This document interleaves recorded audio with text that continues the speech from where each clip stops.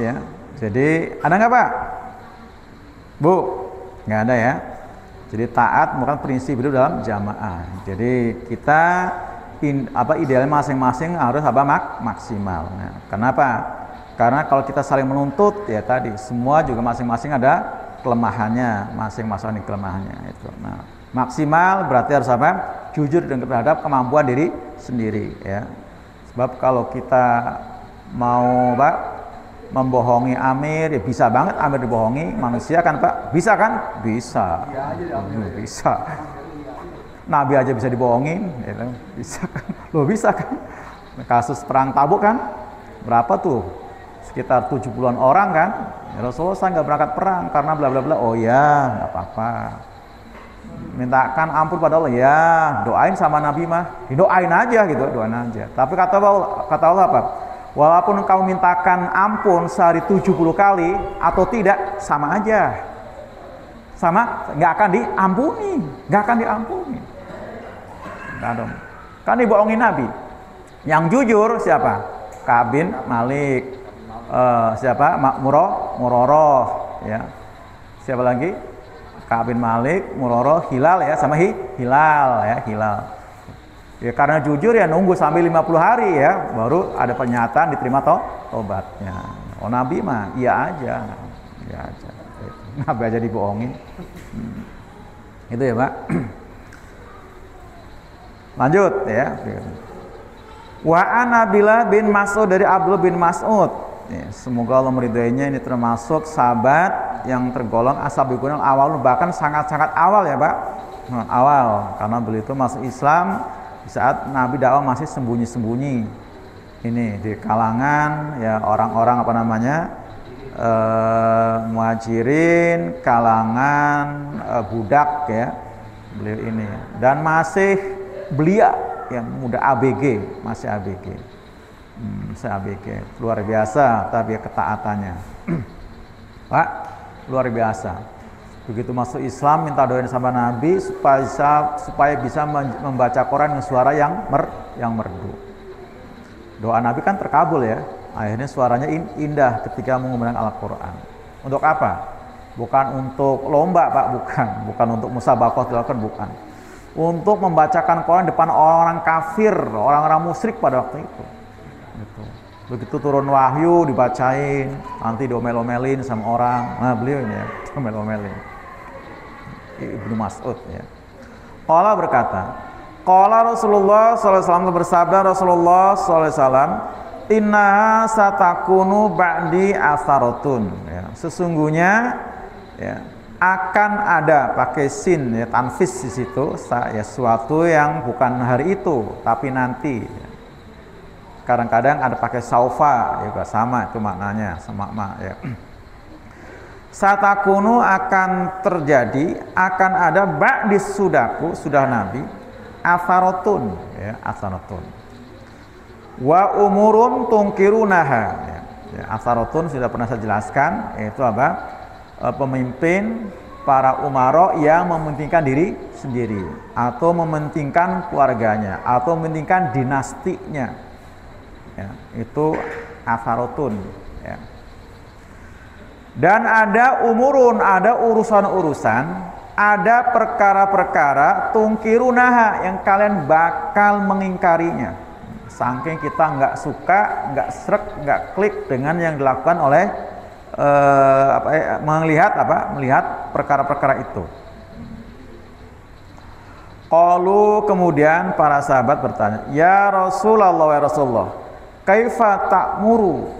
Bagaimana engkau akan perintahkan man pada orang yang adroka minna, telah menemui di antara kami dzalika seperti itu.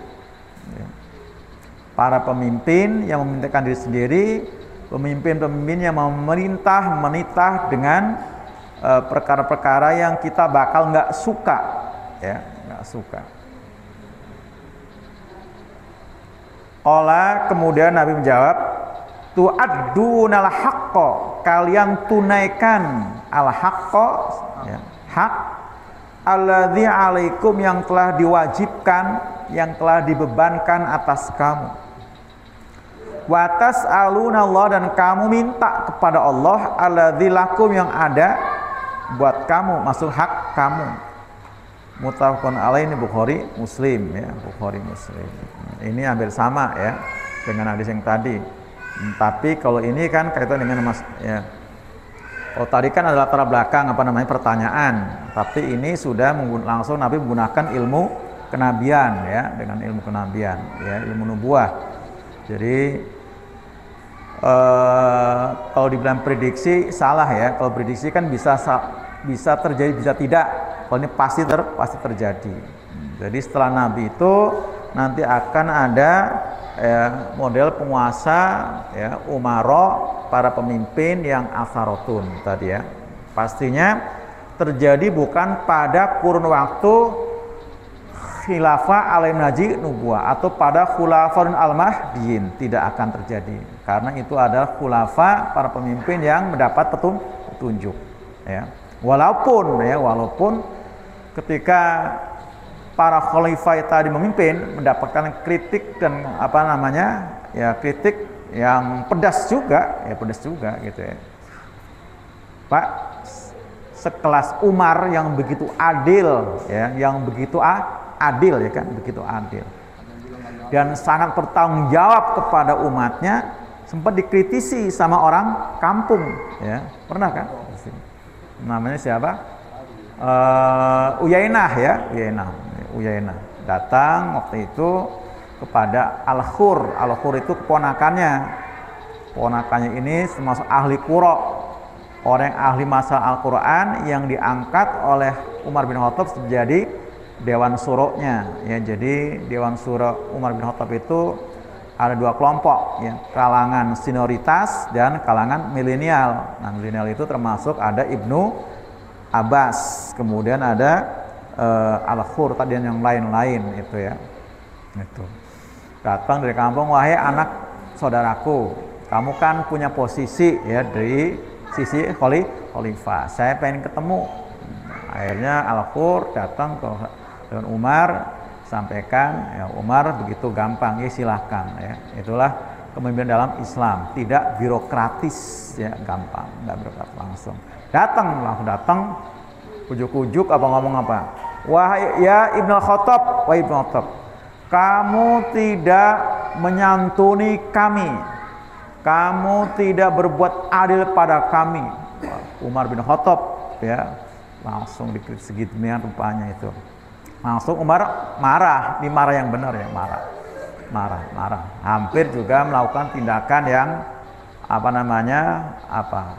kasar ya, tapi langsung dinasihati sama Al-Khur ya, langsung dibacakan Quran bahwa dia itu orang orang jahil yang nggak tahu itu ya.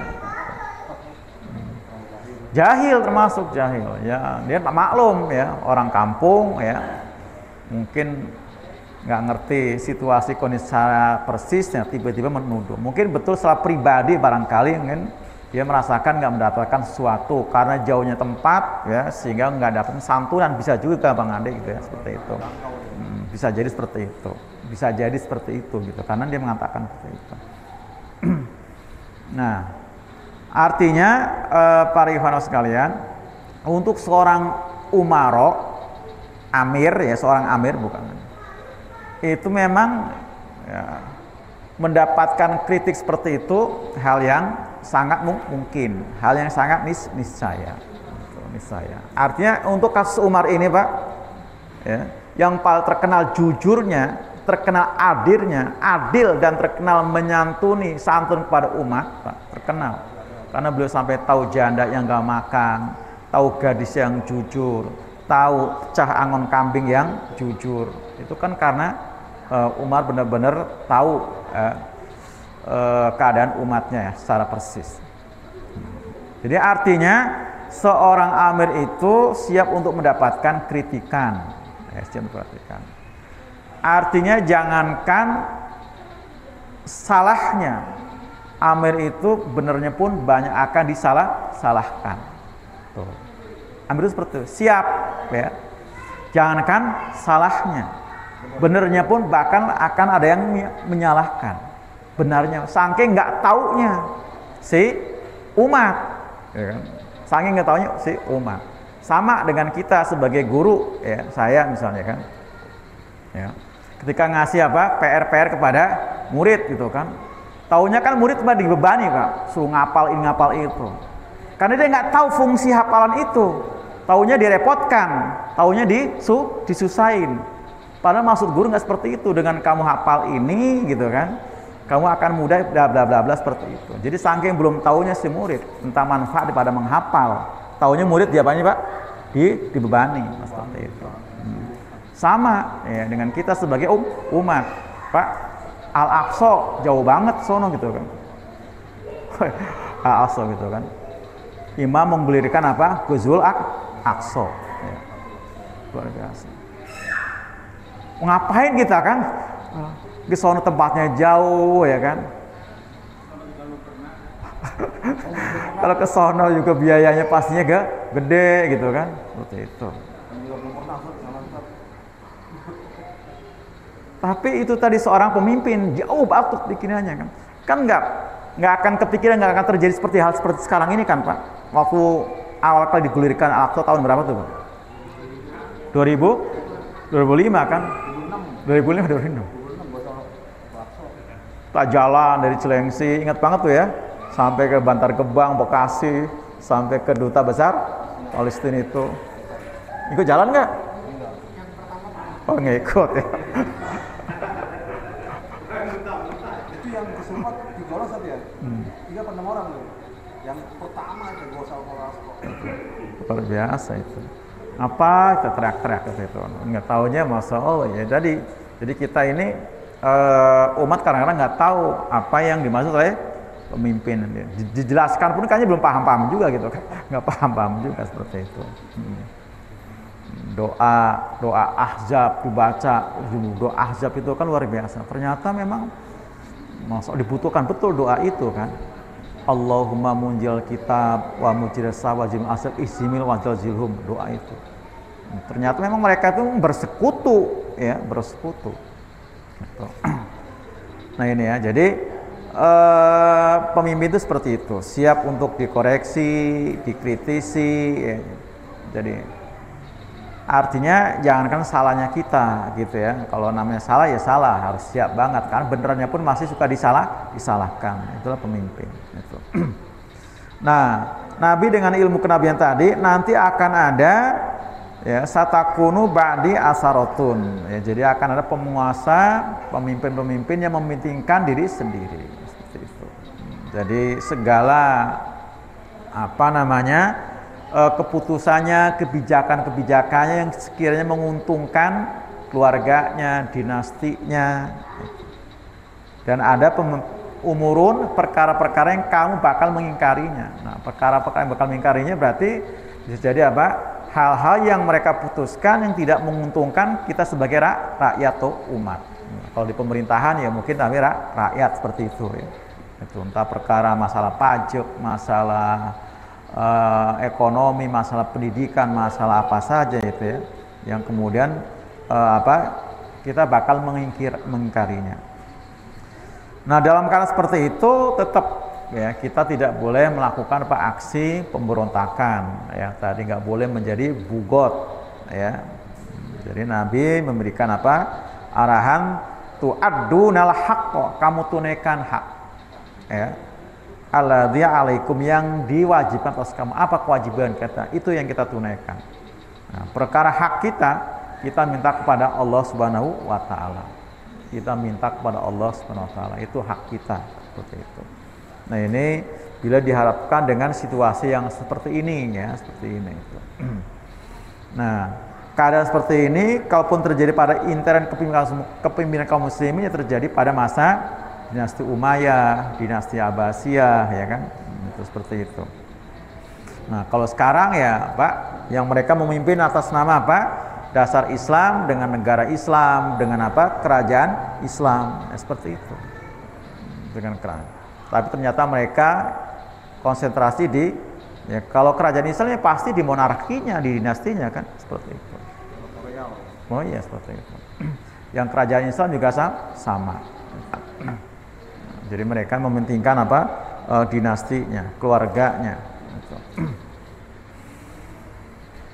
Jadi ketika dijumpai pemimpin yang tidak berpihak kepada rakyat, pada umat, nah tetap kita tidak boleh melakukan apa? Pemberontakan tadi. Kita tetap berusaha maksimal ya, maksimal memberikan hak kita pada mereka. Nah, kemudian hak kita pindah kepada Allah Subhanahu wa taala. Ini saking apa? Islam itu asli benar-benar cinta damai ya, cinta damai. Nah, kalau kita dalam intern dalam jamaah muslimin, Pak, insya Allah nggak ada seperti ini ya. Nggak ada apa juga yang mau direbutkan, Pak. Kita kan nggak punya apa-apa, kecuali gitu ya, kecuali sudah menguasai apa gitu ya, ladang minyak, kawasan apa gitu ya, Baitul Mal sudah, Pak, sudah bengkak gitu ya, Baitul Mal gitu ya, kali gitu ya. Nah, kita ini mah yang namanya Baitul Mal, yang namanya maliyah ya, bukan Baitul Maliyah ya, maliyah. Entah di niabah atau wilayah, itu ya sifatnya kayak talang doang, Pak. Tahu nggak talang? Tahu talang ya? Oh, talang itu. Talang buat apa? Lewat air, lewat doang. Nggak ada yang nahan, namanya talang. Jadi kita nggak punya gentong, nggak punya toren, nggak ada toren, kita nggak ada toren. Apa mau direbutin? Justru ini yang takutkan sama Imamul Muslimin ya Shalal Mansur. Kalau kita sampai punya seperti itu, Rois minta tunjangan sekian, Naib minta tunjangan sekian itu. Karena ada kan? Nah, kalau ada bisa juga kan? Kalau ada kan? Kalau ada bisa. Ini nggak ada, soalnya nggak ada. Kalau ada, Pak, Mande jadi amir dakwah niabah juga rebutan gini. Oh iya, kalau ada ya, tidak amir dakwah niabah rebutan. Oh iya. Kalau ada rebutan itu. Nah, itu dikhawatirkan itu malah.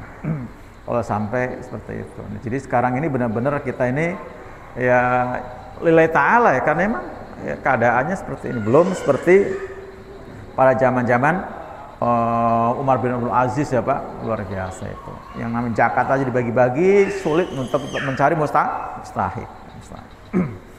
Jadi kita ya nggak ada yang diperebut, nggak ada yang dipinta dari mereka ya untuk masalah maliyah ya, masalah, karena memang nggak ada seperti itu. Makanya kita pun kalaupun kita butuh mintanya pada Allah Subhanahu wa taala gitu ya. Jadi beda dengan di pemerintahan ya, pemerintahan itu memang ya, di pemerintah itulah tempatnya duit gitu kan. Nah, kalau dalam jamaah duitnya tempatnya di kantong-kantong para ikhwan adanya. Karena memang maliyah nggak ada seperti itu.